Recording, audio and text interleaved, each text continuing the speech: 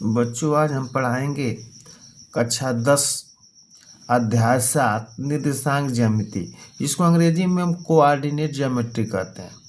सवाल लगाने से पहले हम कुछ महत्वपूर्ण सूत्र एवं परिभाषाएं आपको बताएंगे। जैसे पहला दिया है दो बिंदु, अगर मान लीजिए पहला बिंदु दे दिया x1 y1 और x2 y2, कह दिया कि इसके बीच की दूरी ज्ञात कीजिए, तो इसके बीच की दूरी का सूत्र होता है कड़ी में x2 माइनस x1 का whole square plus y2 minus y1 का होल स्क्वायर। अगर मूल बिंदु का निर्देशांक 0 दे दिया, दूसरा फार्मूला जो हमारा है, अगर मूल बिंदु 0 0 दे दिया और दूसरा बिंदु x1 y1 कह दिया इसके बीच का दूरी ज्ञात कीजिए, तो सूत्र होता है कड़ी में x1 प्लस y1 का होल स्क्वायर। इसके बाद तीसरा जो फार्मूला हमको है, बिंदु दे दिया x1 y1 और x2 y2 को मिलाने वाला रेखाखंड अगर मान लीजिए यम अनुपात यम में अंत विभाजित करता है, तो यह अंत विभाजन के लिए सूत्र होता है यम x2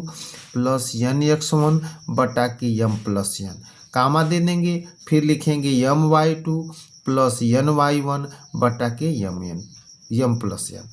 अगर अगला यही बिंदु को दिया कि जो तीनों बिंदु दिया गया है अगर बाह्य विभाजन करता है, तो उसके लिए हमें फार्मूला होगा यम x2 माइनस यन x1 बटा के यम माइनस 1 और कामा दे के यम y2 माइनस यन y1 बटा के यम माइनस यन। इसके बाद अगला फार्मूला का हम प्रयोग करेंगे। अगर मान लीजिए दो बिंदु दे दिया x1 y1 और x2 y2, कह दिया कि इसके मध्य बिंदु का निर्देशांक ज्ञात कीजिए, तो कहने का तात्पर्य हुआ कि x1 प्लस x2 बटा के 2 और y1 प्लस y2 बटा 2, इस सूत्र का प्रयोग करके हम मध्य बिंदु का निर्देशांक आसानी से ज्ञात कर सकते हैं। अब जो छठे नंबर का सूत्र है, अगर कोई तीन बिंदु दे दिया, त्रिभुज के शीर्ष जो है x1 y1 x2 y2 x3 y3, तो कह दिया कि त्रिभुज का क्षेत्रफल ज्ञात कीजिए, तो त्रिभुज का क्षेत्रफल का सूत्र होता है 1/2 x1 y2 minus y3 plus